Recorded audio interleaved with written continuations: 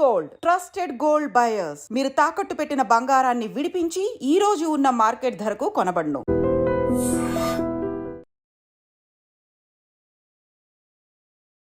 అందరికీ నమస్కారం. నేను Swaroopa Potlapalli. Welcome to trending topic.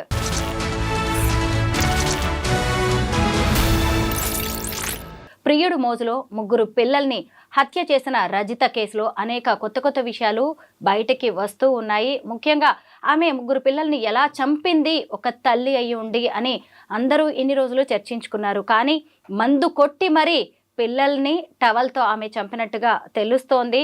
అలాగే తన బిడ్డల్ని తాను చంపిన తర్వాత ప్రియుడైన శివకి వీడియో కాల్స్ చేసి మరీ రజిత చూపించినట్టుగా పోలీసుల విచారణలో బయటపడినట్టుగా వార్తలైతే వినిపిస్తున్నాయి. ప్రస్తుతం నాతో పాటు సోషల్ యాక్టివిస్ట్ కృష్ణకుమారి గారు ఉన్నారు. ఆవిడతో మాట్లాడదాం. మేడం నమస్తే. చూసారు కదా, అసలు పాము తన గుడ్లు తానే తింటుంది, తన పిల్లల్ని తానే తింటుంది అని కూడా మనం వింటూ ఉంటాం కదా. ఈ రజిత అనే తల్లి ముగ్గురు పిల్లల్ని ఎలా చంపేసింది అని మనం అందరం కూడా మాట్లాడుకున్నాం. ఒక తల్లి మందు కొడితే ఎవరికైనా ఏమీ తెలియదు అంటారు కదా, అలా ఆమె కూడా ఒక క్వార్టర్ తాగేసి మరి పిల్లల్ని టవల్తో చంపేసిందంట. ఇలాంటి వార్తలు వింటుంటే తల్లులా వీళ్ళు మనుషులేనా అనిపిస్తోంది. మీరు చెప్పండి, అసలు ఈ తల్లి మనస్తత్వం అనేది ఎలా ఉంది? ఇప్పుడు మీరు అన్ని పరిస్థితులు బాగున్న కుటుంబంలో, అంటే అన్యోన్యమైన సంసారం, అందమైన పిల్లలు, ఆర్థిక వ్యవహారాలు ఇబ్బంది లేకుండా, చుట్టుపక్కల సామాజిక పరమైన ఇబ్బందులు ఏమీ లేకుండా ఉన్న ఒక స్త్రీ తనకు తానుగా ఇష్టపూర్వకంగా కన్న పిల్లల్ని చంపింది అంటే మీరు అన్నయన్నీ నేను ఒప్పుకుంటా. కానీ ఇక్కడ ఈ హత్య ఎలా జరిగింది, ఈ జరిగినప్పుడు ఆమె మానసిక పరిస్థితి ఏంటి, ఏ పరిస్థితుల్లో అలా చేసింది అనే దానికన్నా మనం ఇంకొంచెం వెనక్కి వెళ్ళి ఇలా చెయ్యడానికి ఆమెకున్న పరిస్థితులు ఏంటి అనేది కూడా ఆలోచించాలి. అంటే ఇమ్మీడియట్గా మనకందరికి వచ్చే ఇదేంటంటే, ఒక హంతకురాలి షూస్లో మీరు కాళ్ళు ఎలా పెడతారు, మీరు ఎందుకు పెట్టాలి అంటే మీరు కూడా అంత క్రూరులా అని మాట్లాడవచ్చు. కానీ ఇదే రజిత నా కూతురైతే నేను ఎలా స్పందిస్తా, మీ కూతురైతే మీరు ఎలా స్పందిస్తారు, అసలు రజిత తల్లి ఎలా స్పందిస్తుంది అని ఆలోచిస్తే మనకు అర్థమయ్యేది అర్థమవుతుంది. ఎట్టి పరిస్థితుల్లోనూ 100కి 500% ఈమె ఆ పిల్లల్ని చంపాల్సిన అవసరమే లేదు, చంపక్కర్లేదు. చంపకుండా కూడా తన జీవితాన్ని తాను తీసుకోవచ్చు, ఆప్షన్స్ ఉన్నాయి. కానీ అలా చెయ్యకుండా ఇలా చేయడం వెనకమాల ఆమెని ప్రోత్సహించింది ఎవరు, ఆమెని నువ్విలా చెయ్యి అని ముందుకు నెట్టింది ఎవరు? అలాగే ఈమె జీవితంలో నా జీవితంలో ఈ వెలితుంది అని ఆ అమ్మాయి అభిప్రాయపడటానికి కారణం ఎవరు అనేది ఆలోచించకుండా మనం ఈ సమస్యకి మనం సరిగా సమాధానం చెప్పలేము. చెప్పినా కానీ అది 100కి 100% కరెక్ట్ కాదు. మనం మొదటగా వెళ్ళవలసింది రజిత జీవితం దగ్గరికి వెళ్ళాలి, పెళ్ళికి ముందు జీవితం దగ్గరికి వెళ్ళాలి. రజిత నిజంగా చక్కని చుక్కలా ఉంది. తల్లిదండ్రులకి ఆమెకి ఆశించిన స్థాయిలో పెళ్లి చేసే స్తోమత లేదు అనుకుంటే గంతకు తగ్గ బంతం చూసి చేయొచ్చు వాళ్ళు కూడా. కానీ వాళ్ళు ఏం ఆలోచించారు, మంచి అబ్బాయి కావాలి. ఏ తల్లిదండ్రులైనా మంచి అంటే ఏం చూస్తున్నారు, చదువుకున్నోళ్ళైనా చదువుకోనోళ్ళైనా డబ్బులున్నోళ్ళైనా డబ్బులు లేనోళ్ళైనా ఇవాళ సమాజంలో ఏం చూస్తున్నారు, ఆస్తి ఉందా, ఉద్యోగం ఉందా, బ్యాంక్ బ్యాలెన్స్ ఉందా, అత్తగారు మామగారు లేకుండా ఉన్నారా, ఆడపడుచులు పోరులేదా, ఇవి కదా మీకు కావాల్సినవి. ఇలా చూసి వెతికి చేసిన పర్యవసానం ఇలాగే ఏడుస్తుంది. మరి ఒక కాయ కష్టం చేసుకునే వాడికి ఇచ్చి పెళ్లి చేసుకోకపోయారా, లేకపోతే 10th క్లాస్ వరకు చదువుకుంది. ఇంకొంచెం చదివించిన తర్వాత ఏ నర్స్ ట్రైనింగో చేయించిన తర్వాత ఆ అమ్మాయి కాళ్ళ మీద ఆ అమ్మాయి నిలబడిన తర్వాత ఆ అమ్మాయి ఉద్యోగం చూసో ఆ అమ్మాయిని చూసో వచ్చేవాడు వస్తాడు కదా అని ఆగొచ్చు కదా. మీకంత కంగారు దేనికి? పెళ్లి చేశారు. ఎవరిని ఇచ్చి పెళ్లి చేశారు? అతనికి ఆస్తి ఉంది కాబట్టి 20 సంవత్సరాల వయసు తేడా ఉన్నవాడికి ఇచ్చి పెళ్లి చేశారు. పెళ్లి చేయడం కాదు, వాడు కొనుక్కున్నాడు ఈ అమ్మాయిని కన్యాశుల్కం ఇచ్చి. మరి మీరు పెట్టిన కండిషన్ ఏంటి? పెళ్లికి ముందు నీకున్న ఆస్తి మా అమ్మాయి పేరు మీద పెట్టాలి. ఇది సమంజసమా? అంటే సాధారణంగా రెండో పెళ్లి వాళ్ళకి ఇచ్చేటప్పుడు ఆమె భద్రత గురించి ఇలాంటివి అసలు ఎవరేమన్నారండి? జాగ్రత్తలు తీసుకుంటారు. రెండో పెళ్లికి ఎందుకు ఇవ్వాలి? అక్కడ ఆస్తి ఉందనే కదా మీరు ఇచ్చింది. ఆ ఆస్తే ఇప్పుడు ఇంత గడ్డి తినేటి చేసింది. ఆస్తి లేని మనుషులు బతకలేరా?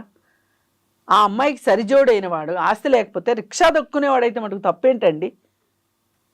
ఎందుకు చేయలేదు మీరు ఆ పని? ఆస్తి ఉన్నోడు కావాలి. మీ అమ్మాయి మనోభావాలు ఏంటి? అసలు మన అమ్మాయికి పెళ్ళిడు వచ్చిందా లేదా? మన అమ్మాయి మనసులో ఎవరన్నా ఉన్నారా లేదా? అసలు మన అమ్మాయి మనస్తత్వానికి అతని మనస్తత్వానికి సరిపోతుందా? 20 ఏళ్ళు తేడా అంటే సింపుల్గా మాట్లాడుకుంటే తండ్రి వయసు అండి. ఈ పిల్లకి తండ్రి వయసు. పాత రోజుల్లో పల్లెటూరులో ఉండేవాళ్ళు ఇప్పుడులాగా 21 సంవత్సరం వచ్చాక పెళ్లి చేయాలనేది లేదు అబ్బాయిలకి. ఆడపిల్లలకు 18 ఏళ్ళు వచ్చాక చేయాలనేది లేదు. 13 ఏళ్ళకో 12 ఏళ్ళకో ఆడపిల్లలకు పెళ్ళిళ్ళు చేయడాలు బరువులు దింపుకోవడానికి. వీడు నేను మగాడిని అయిపోయాను, నాకు వయసు వచ్చేసింది, నాకు 2 ఎకరాలు 3 ఎకరాల పొలం ఉంది అని వీడు ఎగురుకుంటా వీడు పెళ్లి చేసుకోవడం చూసాం కదా. మరి ఆ రకంగా చూసుకుంటే ఈ అమ్మాయికి అబ్బాయికి తండ్రి కూతుర్ల అంత వయసు తేడా ఉంది. ఆలోచించలేకపోయారు ఆ తల్లిదండ్రులు? సరే, వాళ్ళ తల్లిదండ్రులు ఆలోచించాల. ఎందుకంటే వాళ్ళు ఇంకొంచెం అనడానికి కూడా లేదు. వాళ్ళకంటే కొంచెం ఒక 2 ఏళ్ళు 3 ఏళ్ళు చిన్నోడు అయి ఉంటాడు అంతే, అంతకంటే ఏమీ తేడా లేదు. సరే, అయితే ఇప్పుడు ఇతను రెండో పెళ్లి చేసుకోవాలి, పైగా అందగత్తె కావాలి, ఆస్తి ఇచ్చైనా సరే ఎక్కడికి పోద్ది? పెళ్ళాం ఎక్కడికైనా పోద్ది ఆస్తి ఉన్నంత మాత్రాన? అనుకోలే ఇలాంటిది ఒకటి జరుగుద్దని. పేరైతే పెట్టాడు, పెళ్ళాం పేరును పెట్టాడు. అసలు నా భార్యకి నేనంటే ఇష్టం ఉందా లేదా అనే ఒక ఆలోచన అయినా వచ్చి ఉండదు. ఎందుకంటే వాళ్ళ దృష్టిలో భార్య అంటే మనం సంతలో కొనుక్కొచ్చుకున్న పశువు. సంతలు జరుగుతాయి కదా. అంటే ఎప్పుడు ఆ అమ్మాయి కూడా అంత అనుమానపడే అవకాశం ఇవ్వలేదు. ఒకరి తర్వాత ఒకరు 3 పిల్లలు కూడా పుట్టారు. అదేనండి టీచర్ గా పనిచేస్తోంది. నేను అనేది అదే. ఆ అమ్మాయికి అసలు ఒక ఆలోచన లేకుండా ఎన్ని మ్యారిటల్ రేప్స్ జరిగితే 3 పిల్లలు పుట్టారో. ఆ అమ్మాయి ఇష్టంగా అతనితోటి చాలా సంతోషంగా కాపురం చేసి ఉంటుందని మీరు అనుకుంటున్నారా? ఎలా నచ్చుతాడండి? 20 ఏళ్ళు గ్యాప్ ఉన్నోడు, దగ్గర తండ్రి అంత వయసు ఉన్నవాడు ఎలా నచ్చుతాడు ఆ అమ్మాయికి? విధి లేని పరిస్థితిలో చేశారు పెళ్ళి, బలవంత పెళ్ళిది. ఆ అమ్మాయి ఇష్టపూర్వకంగా చేసుకుంది అనుకోవటానికి లేదు. ఆ అమ్మాయి ఒక భర్త అంటే ఇలా మాట్లాడతాడు, ఇలా ఉంటాడు, నా దాంపత్య జీవితం ఇలా ఉండాలి అని సినిమాలు చూసో సీరియల్స్ చూసో ఊహించుకుని ఉన్న వయసులో ఉన్న చిన్నపిల్లకి మీరు ఆ ముదురు బెండకాయని వేసి కట్టి, ఆ అమ్మాయికి మనసులో ఏముందంటే నాకు తాళి కట్టాడు కాబట్టి అతను ఏమైనా చేసే హక్కు ఉంది అనుకుంది తప్పితే అది దాంపత్యం కాదది. అంటే తన క్లాస్మేట్ అనే వ్యక్తి మళ్ళీ తన జీవితంలోకి వచ్చే వరకు ఆమెకి తెలియలేదా వెలితి లోటు ఏంటి అనేది అంటారా? అదే నేను అంటున్నా. అయినా మాట్లాడే హక్కు లేదు ఆ అమ్మాయికి. ఈ ఆలోచన లేకుండా సడన్గా వీడు వచ్చేసేసి నేర్పించేశాడని నేను అనను. ఈ అమ్మాయికి ఉన్న చెల్లుబాటు కాదు కాబట్టి, ధైర్యం ఉండదు కాబట్టి తన జీవితంలో పిల్లల్లో తన జీవితాన్ని చూసుకుంది. అలాగే 10th క్లాస్ వరకు చదువుకుంది కాబట్టి ఏదో ప్రైవేట్ స్కూల్లో ఉద్యోగం చేసుకుంటుంది. జీవితం చాలా ప్రశాంతంగా ఆమె మనసులో ఎన్ని తుఫాన్లు ఉన్నప్పటికీ ప్రశాంతంగా నడుస్తుంది జీవితం. ఈ ప్రశాంతమైన జీవితంలో ఈ రీయూనియన్ అనే ఒక గులకరాయి వచ్చి ఆమె జీవితంలో పడింది, మనసులో పడింది.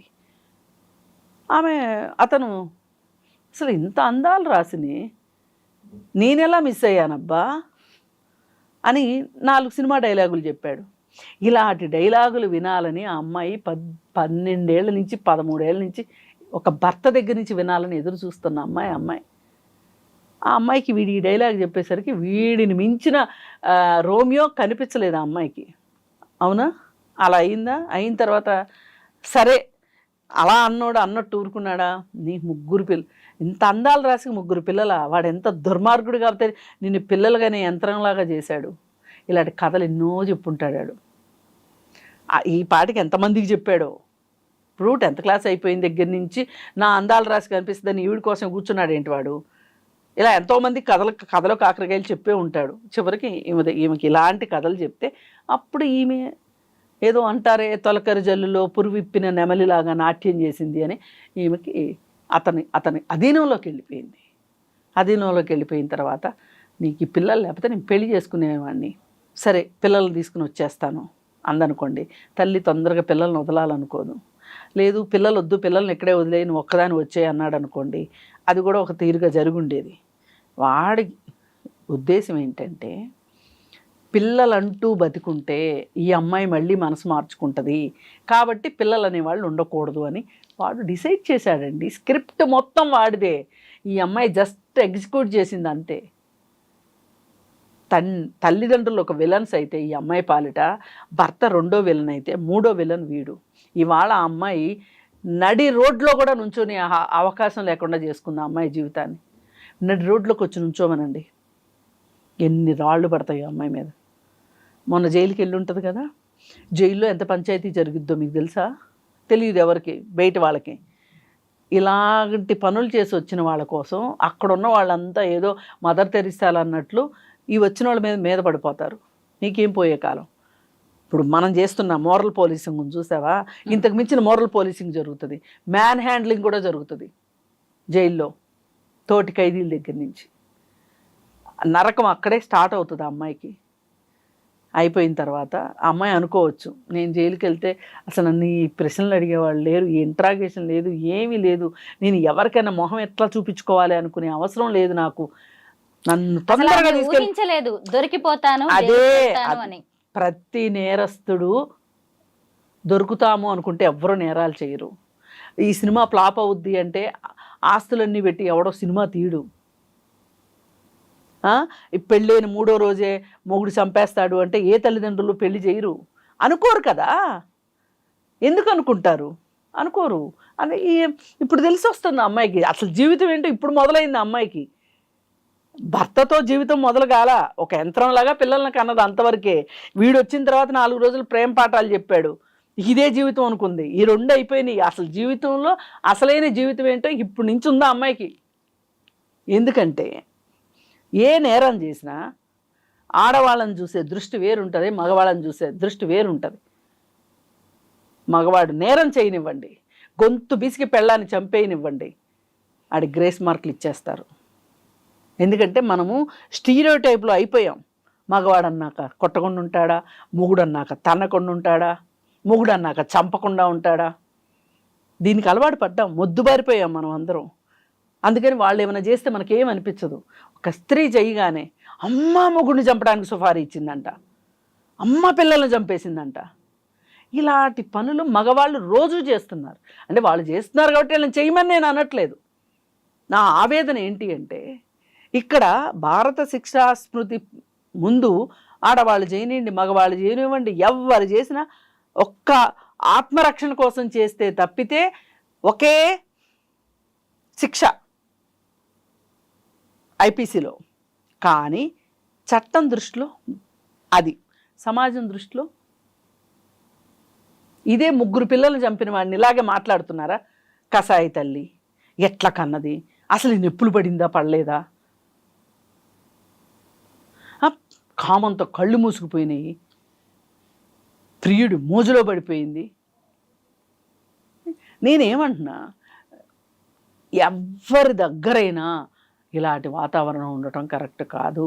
స్త్రీకి ఇలాంటి పరిస్థితి ఉండొద్దు, పురుషుడికి ఇలాంటి పరిస్థితి ఉండొద్దు, ఎవరికి ఉండొద్దు. సాధ్యమైనంత వరకు జీవితాల్లో, కుటుంబాల్లో ఒక డెమోక్రటిక్ ధోరణి, అంటే ప్రజాస్వామ్యం అంటే మనము మనకి నచ్చంది చెప్పుకోగలగటం, వాక్ స్వాతంత్ర్యం ఉండటం ఉందా? చాలామంది భార్యలకి వాక్ స్వాతంత్రం ఉందా? మరి అది ప్రజాస్వామ్యబద్ధం ఎట్లా అవుతుంది? అసలు ఇద్దరు చదువుకున్న అమ్మాయి అబ్బాయి ఉన్నారు, వాళ్ళకి పెళ్ళి అంటే అమ్మాయి తరఫు వాళ్ళు ఎందుకంత పొర్లు గింతలు పెట్టుకుంటూ అల్లుడికి సేవలు చేయాలి? అల్లుడు తాలూకా వాళ్ళని ఎందుకంత మనసులో చాలా కోపం ఉంటుంది. కానీ పైకి మట్టుకు ప్లాస్టిక్ పువ్వులను పులుముకుని ఇప్పుడు మీకు చేస్తున్నాం, ఆగండి 4 రోజులు పోయాక మా అమ్మాయి పెత్తనం వచ్చిన తర్వాత మిమ్మల్ని ఇంట్లోనే ఉండనివ్వం, ఓల్డేజ్ హోమ్కి పంపిస్తాము అనుకోకుండా తల్లులు పెళ్ళిళ్ళు చేస్తున్నారు అనుకుంటున్నారు తల్లిదండ్రులు. ఎవరి ప్లానింగ్లు వాళ్ళయ్యే. అందుకే ఈ కుటుంబ వ్యవస్థ ఇలా తయారైంది కాబట్టే, కనీస మానవ విలువలు లేకుండా పోయినాయి కాబట్టి, హింస వద్దు అని అనుకోవట్లేదు కాబట్టి ఈ ఈ వివాహ బంధాలు ఈ విధంగా విచ్ఛిన్నం అవుతున్నాయి.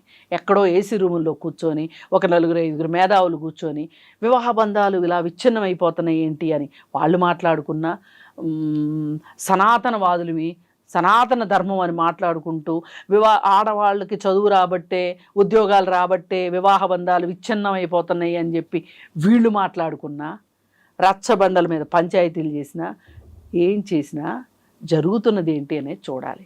కృష్ణకుమారి గారు, ఒక ప్రేమ కథ, ఒక వివాహేతర సంబంధం అనేది 6 జీవితాలని బలి తీసుకుంది. 3 పిల్లలైతే భూమి మీదే లేకుండా పోయారు. ఇటు చూస్తే రజిత, ఆమె ప్రియుడైన క్లాస్మేట్ అయిన శివ, వీళ్ళిద్దరూ జైలు పాలయ్యారు. ఇంకొక వైపు చూసినప్పుడు విధి వంచితుడుగా మిగిలింది చెన్నయ్య. ఆమె భర్త అంటే మొదటి భార్య డెలివరీలో చనిపోవడంతో అక్కడ పిల్లలు పుట్టలేదు, భార్య లేకుండా అయిపోయింది. ఇక్కడ చూస్తే రెండో పెళ్లి చేసుకున్నాడు, ఎన్నో ఆశలతో కష్టపడుతున్నారు ఇద్దరు భార్య భర్త. తీరా చూస్తే ఇటు భార్య ఏమో జైలు పాలైంది, పిల్లలేమో కాటికి పోయారు. ఇలా 6 అండి. ఒక్క కథ. ఎక్కడ తప్పు జరిగింది? మెచ్యూరిటీ లేకుండా తీసుకున్న నిర్ణయమే తప్పంటారా? నేను ఇందాక రజిత ఆఖరి నిర్ణయం రజితది. నేను మాట్లాడుతుంది ముందు జరుగుతున్న నిర్ణయం, ముందు జరిగిన నిర్ణయాల గురించి నేను మాట్లాడుతున్నా. అక్కడ సరిగా లేకుండా ఇక్కడ సరిగా ఉండాలనుకోవడం తప్పు. ఎవరైనా ఇంత దూరం వస్తుంది, మన అమ్మాయికి ఇలా పెళ్లి చేయడం వల్ల రేపు పిల్లలు పుట్టాక ఇంకెవరో నచ్చిన తర్వాత 3 చంపేస్తుంది అని కూడా ఎవ్వరూ ఊహించలేం కదా. కాదండి, టోటల్ స్క్రిప్ట్ ఉండకపోవచ్చు, కనీసంగా ఒక ఆలోచన ఉండదా? ఇప్పుడు ఈ అమ్మాయికి 3 పిల్లలు పుడతారని వాళ్ళకి తెలుసా? అసలు పిల్లలే పుట్టకపోతే ఏం చేసేవాళ్ళు? 3 పిల్లలు పుట్టడం అనేది నేను ఇందా చెప్పినట్టు మ్యారిటల్ రేప్కి వచ్చిన అవుట్కమ్. అది 3 పిల్లలు అనేది అది కాదు ఇక్కడ మనం మాట్లాడుకోవాల్సింది. మీరు కనీసం నేను ఇప్పుడు నా పిల్లకి పెళ్లి చేస్తున్నాను అన్నప్పుడు నేను ఒక ఈడు జోడు చూశానా లేదా, కేవలం ఆస్తి మాత్రమే చూశానా అనే ఇంగిత జ్ఞానం తల్లిదండ్రులకు ఉంటే రజితనికి ఇతనికి పెళ్లి చేసేవాళ్ళు కాదు. ఇతను నాకు ఇంకేం పడుచు పెళ్ళాం వచ్చేస్తుంది. చాలా మంది మగవాళ్ళు అలాగే అనుకుంటారు కదా. అదే వైపు వాళ్ళ పిల్లలకి పెళ్లిడు వస్తా ఉంటది, వాళ్ళకి మాత్రం పడుచు పెళ్ళాం కావాలి. అదే నేను అనేది. ఈ ఆలోచనలు మారినంత వరకు సమాజంలో ఇలాంటివి జరుగుతాయి. ఇదేదో జీవితం, ప్రపంచం పుట్టిన తర్వాత, భూమి పుట్టిన తర్వాత మొదటిసారి జరిగింది, చివరిసారి జరిగింది అని అనుకుంటే చాలా పొరపాటు. అది ఇలా జరగటానికి మనమే కారకులం. అది మనం మర్చిపోయి కన్వీనియంట్గా ఎవరో ఒకళ్ళ మీద నేరం మోపేసేసేస్తే, నెట్టేసేస్తే, వాళ్ళ మీదకి రజిత మీదకి నెట్టేసేస్తే అయిపోద్ది అనుకుంటున్నారు. ఎవరైనా ఈజీ టార్గెట్ని, ఎవరైతే ఈజీగా దొరుకుతారో వాళ్ళని టార్గెట్ చేస్తారు, ఎవరు వల్నరబుల్గా ఉంటారో వాళ్ళని టార్గెట్ చేస్తారు. ఇప్పుడు రజిత వల్నరబుల్గా ఉంది. ఆడదాని దగ్గర నుంచి ఏమి ఎక్స్పెక్ట్ చేస్తుంది సొసైటీ? ఆడదాని దగ్గర నుంచి ఎందుకు ఎక్స్పెక్ట్ చేస్తారు? మగాడి దగ్గర నుంచి ఎందుకు ఎక్స్పెక్ట్ చేయరు? నీతి, నిజాయితీ, న్యాయం, అన్యాయం ఇవన్నీ అందరిలోనూ ఉండాలండి. మీకుండాలి, నాకుండాలి, మన పక్కనున్న వాళ్ళకు ఉండాలి. ఆమె పిల్లల్ని చంపిన విధానం తలుచుకుంటే, వాళ్ళ బంధువులు చెప్తున్న మాటలు వింటే ఖచ్చితంగా బాధాకరమే. అసలు ఈ తల్లి చేసే విధానమేనా అలా చంపచ్చు? కాదండి, నేను అదే ఇందా నుంచి మొత్తుకుంటుంది మీతో. ఎట్టి పరిస్థితుల్లో చేయకూడదు. కానీ ఆ అమ్మాయి అలా చెయ్యాలి అనుకోవడం వెనకమాల ఆ అమ్మాయికి భవిష్యత్తు జీవితాన్ని ఈస్ట్మన్ కలర్లో శివ చూపించాడు. చూపిస్తే మటుకి అమ్మాయి బుద్ధి ఏమైంది అని మీరు అడుగుతారు. ఇమ్మీడియట్గా వచ్చే ప్రశ్న అదే. జవాబు లేని ప్రశ్నలు సమాజంలో చాలా ఉంటాయండి. ఇది కూడా ఒక జవాబు లేని ప్రశ్న. ఆ అమ్మాయి ఎందుకు అలా చేసింది అంటే, ఆ అమ్మాయి ఇప్పటి వరకు అసలు ఆ అమ్మాయి జీవితంలో జీవించలేదండి. ఒక యంత్రంలాగా పిల్లల్ని కన్నది, యంత్రంలాగా వంట చేసింది, పెట్టింది, చూసుకుంది, చుట్టూ అందరితో మంచిగా ఉంది. ఇప్పుడు చాలామందికి ఈ ప్రపంచంలో చెడు చేసే అవకాశం లేక చెడ్డవాళ్ళుగా అవ్వట్లేదు. ప్రతి ఒక్కళ్ళు అవకాశం వస్తే చెడ్డ పనులు చేయడానికి ఈ చుట్టూ ఉన్న సమాజం మనల్ని సిద్ధం చేస్తుంది. కానీ దాని నుంచి చాలామంది ప్రమాదాల్లోంచి బయటపడుతున్నారు. ఇప్పుడు ఎందుకండి అర్ధరాత్రి బయటికి వెళ్తే అమ్మాయికి సేఫ్టీ లేదు అంటున్నాము? అర్ధరాత్రి బయటికి వెళ్ళి కూడా సేఫ్టీగా వచ్చిన వాళ్ళు లేరా? వెళ్ళిన ప్రతి వాళ్ళకి ఏదన్నా జరుగుతుందా? ఎవరి కాళ్ళు ఏమనుకుంటారు? నాకు జరగదు అనుకుంటారు. మన జీవితం అంటేనే ఎన్నో ప్రమాదాల నుంచి తప్పించుకుంటూ మనం చాలా బాగున్నాము అనుకునే ఒక సర్కస్ నా దృష్టిలో. అయితే బయటికి వెళ్తే వెనక్కి వస్తామన్న నమ్మకం ఉందా? లేదు కదా. ఏ రాత్రి ఇంట్లో దొంగపడతాడో, ఎలా అత్యాచారం గావించబడతామో, అలాగే మన బ్యాంకులో డబ్బులు, మన అకౌంట్లో డబ్బులు, మన సంతకం సరిగా లేకపోతేనే మనం డబ్బులు డ్రా చేసుకోలేని డబ్బుల్ని ఎవడో సైబర్ దొంగ వచ్చి దొంగిలిస్తాడని ఎవరన్నా ఊహించామా? మనం ఏదో ఇష్టానికి సోషల్ మీడియాలో ఒక ఫోటో పెట్టుకుంటే దాన్ని మార్ఫింగ్ చేసి ఈ ఫోటో చూపించి డబ్బులు లాగుతారు అని ఊహిస్తామా ఎవరమన్నా? సోషల్ మీడియాలో ఫోటో పెట్టేప్పుడు అనుకుంటామా? అనుకోం కదా. అందుకే నేనేమంటానంటే అనుకోనివి జరిగినప్పుడు ఇప్పుడు ఏం చేయాలి అనే బుద్ధి జ్ఞానం మనిషికి పనిచేయాలి. నువ్వు ఆ రోజు పెద్దవాళ్ళని ఎదిరించలేక పెళ్లి చేసుకున్నావు. ఇష్టమో కష్టమో నష్టమో 3 పిల్లల్ని ఈ ప్రపంచంలోకి తీసుకొచ్చారు ఇద్దరు కలిసి. తీసుకొచ్చినప్పుడు శివ కాదు, సాక్షాత్తు మన్మధుడే వచ్చినా సరే నా జీవితం ఇంతే అయిపోయింది, నేను నా పిల్లల జీవితాలని సరిదిద్దుకోవాలి అనే బుద్ధి జ్ఞానం ఈ అమ్మాయికి ఉండాలి. సరే, ఆ రోజు అమ్మాయిని ఇష్టపడ్డాను, ఈ రోజుకి నాకు పెళ్లి కాలేదు, నేను పెళ్లి చేసుకోవడానికి ఈ అమ్మాయే కావాలనే బుద్ధి జ్ఞానం వాడికి ఉండాలి. ఎవరు తక్కువ వాళ్ళండి ఇక్కడ? అందుకే నేను పదే పదే రజితనే మనం టార్గెట్ చేయడం కరెక్ట్ కాదు. టార్గెట్ చేయవలసిన క్యారెక్టర్లు ఈ ఉదంతం చుట్టూ చాలామంది ఉన్నారు. అందుకని సాధ్యమైనంత వరకు వివాహం చేసేటప్పుడు కుటుంబ సంబంధాల్లో స్త్రీ కూడా ఒక వ్యక్తి, స్త్రీకి కూడా మనసు ఉంటుంది, అలాగే స్త్రీకి కూడా కోరికలు ఉంటాయి. ఇలా ఆమెను కూడా ఒక పరిగణలోకి తీసుకుంటే అంటే సాధ్యమైనంత వరకు ప్రజాస్వామీకరణ. హింస నాకైనా హింసే, మీకైనా హింసే కదా. ఇలా ఆలోచిస్తే కట్నాల వేధింపులు ఉండవు, ఇంకో పెళ్లి చేసుకోవడం కోసం భార్యని గొంతును చంపే అవకాశం ఉండదు, ఎన్నో జరగవండి. ఎందుకు జరుగుతున్నాయి ఇవన్నీ అంటే కుటుంబ సంబంధాల్లో హింస గురించి ఎవరు మాట్లాడరు. కష్టం ఇబ్బంది పడుతుంది అంటే మొగుడన్నా కొట్టడా, 4 రోజులు ఓర్చుకో, ఇలాంటి పడిగట్టు మాటలు నేర్పి ఆడపిల్లల్ని మనం ఒక డబ్బాలో పెడుతున్నామని అనుకుంటున్నాం. ఏదో ఒక రోజు ఫోర్స్ఫుల్గా డబ్బాలో నుంచి బయటకు వచ్చిన తర్వాత ఇలాంటి దుర్మార్గాలే జరుగుతాయి.